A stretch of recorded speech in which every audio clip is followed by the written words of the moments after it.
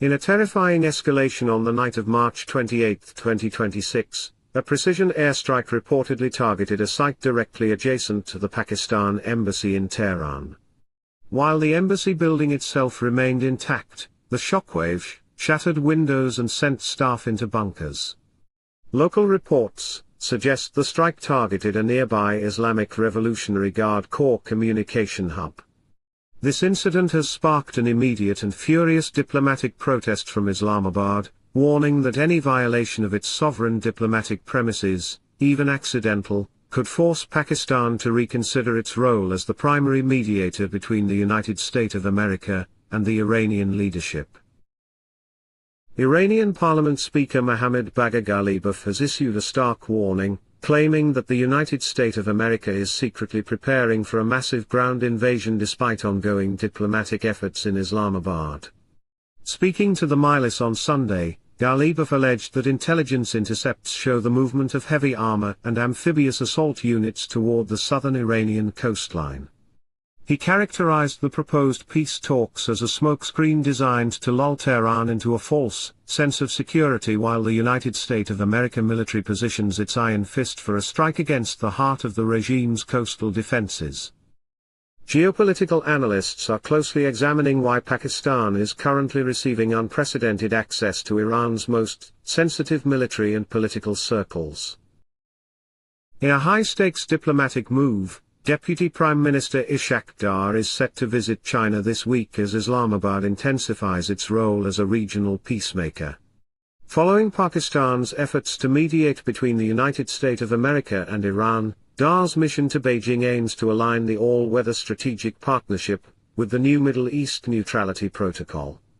This visit is seen as a critical step in securing Chinese diplomatic backing and economic safeguards as Pakistan navigates the volatile fallout of the ongoing conflict, ensuring that regional trade corridors remain protected from escalating hostilities. In a surprising shift of global defense alliances, Qatar and Ukraine have signed a comprehensive agreement on countering missiles and drones. Announced in Doha this morning, the deal involves the exchange of real-time battlefield data from the Ukraine conflict to help Qatar defend against the suicide drone swarms currently paralyzing Gulf trade. This partnership marks Ukraine's entry as a strategic defense consultant in the Middle East, leveraging its experience against Russian-made Iranian drones to help the United States of America and its allies harden the defenses of critical liquefied natural gas terminals. From Gwadar to Washington, this is Pak Geo Defense Update, Pakistan's voice in the world of defense and geopolitics. Please subscribe. A feature report by the New York Times suggests that India appears increasingly sidelined as Pakistan asserts itself as the dominant peacemaker in the United States of America-Iran war. While New Delhi has historically balanced relations between Washington and Tehran, its wait-and-see approach has left a diplomatic vacuum that Islamabad has aggressively filled. By hosting the Vice President of the United States of America and the Iranian Foreign Minister simultaneously, Pakistan has positioned itself as the indispensable bridge. The report notes that India's absence from the Neutrality Protocol talks has raised questions about its future influence in a restructured Middle East security architecture. Following the Qatar agreement, Saudi Arabia has also finalized a landmark air defense pact with Ukraine. This deal focuses on the deployment of Ukrainian electronic warfare systems specifically designed to jam and down the Shahed series drones that have plagued Saudi oil infrastructure. By integrating Ukrainian battle-hardened software with United States of America supplied hardware, Riyadh is creating a multi-layered shield. This cooperation signals a new era, where regional powers are bypassing traditional Western-only procurement to seek out specialized, low-cost solutions from the world's most active drone warfare theaters. As the war intensifies, the central question in the halls of power is whether Pakistan can handle the immense pressure of being the middleman. Islamabad is walking a razor-thin wire. It must satisfy United States of America demands for Iranian restraint while ensuring Tehran does not collapse into a chaotic failed state on its border.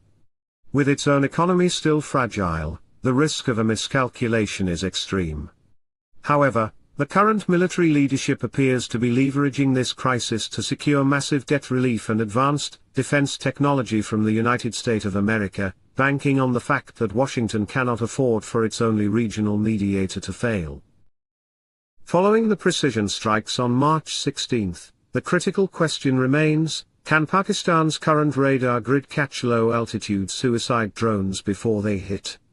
While the Green Pine and LY-80 systems provide a robust high-altitude shield, experts warn that the rugged terrain along the Afghan border creates radar shadows that small, low-flying UAVs can exploit. In response, the Pakistan Air Force is reportedly fast-tracking the deployment of mobile ESA radar units and integrated electronic warfare suites designed specifically to jam GPS-guided swarms. As the United States of America-Iran conflict spills over, these technological gaps are being closed with urgent urgency to prevent further violations of sovereign airspace. Has approved a massive $25 billion military expansion.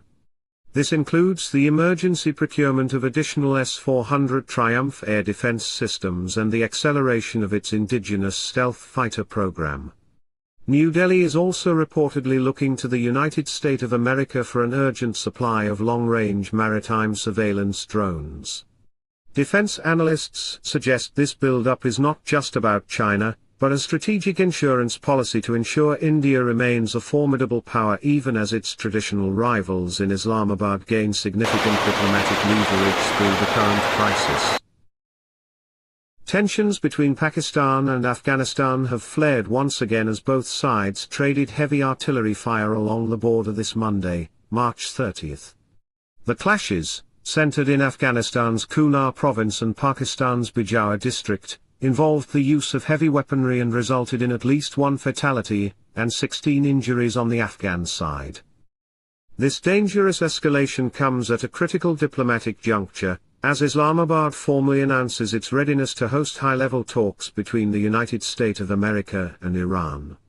While Pakistan's Foreign Minister Ishaq Dar confirmed that both Washington and Tehran have expressed confidence in Islamabad as a mediator, the renewed border violence threatens to undermine Pakistan's standing as a stable regional peacemaker. As the possibility of a joint peacekeeping force looms, experts are debating if the Pakistan army can adapt to the IRGC's asymmetric warfare style. The IRGC operates through decentralized cells and ghost logistics, a stark contrast to Pakistan's traditional, centralized military doctrine. To effectively monitor a ceasefire, the Pakistan military is rapidly training hybrid liaison units equipped with advanced signal intelligence to track irregular IRGC movements. Success will require a total transformation of how Islamabad's forces interact with non-state proxies and decentralized commands, a challenge that will define the success or failure of the joint peace proposal. That's enough for today. Share your thoughts in comments section, and please answer today's question.